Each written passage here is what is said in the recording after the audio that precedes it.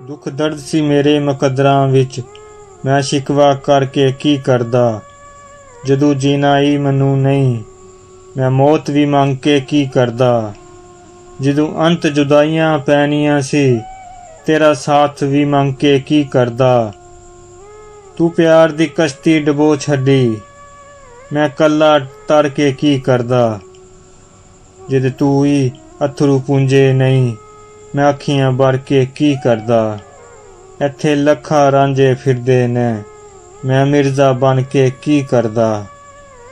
ਉਹ ਜਾਂਦੀ ਵਾਰੀ ਪਲਟਿਆ ਨਹੀਂ, ਮੈਂ ਹੱਥ ਹਿਲਾ ਕੇ ਕੀ ਕਰਦਾ।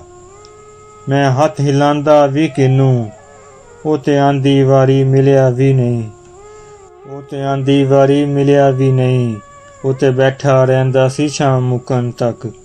ਉਸ ਦਿਨ ਤੇ ਸ਼ਾਮੋ ਸ਼ਾਮ ਘਰ ਟੁਰ ਗਿਆ। ਹੁਣ ਉਹਦਾ ਇੰਤਜ਼ਾਰ ਕਰਕੇ ਕੀ ਕਰਦਾ। ਹੁਣ ਤੇ ਹਾਲ ਵੀ ਦੱਸਦਾ ਕੋਈ ਨਹੀਂ। ਦੁੱਖ ਦਰਦ ਸੀ ਮੇਰੇ ਮੁਕੱਦਰਾਂ ਵਿੱਚ, ਮੈਂ ਸ਼ਿਕਵਾ ਕਰਕੇ ਕੀ ਕਰਦਾ।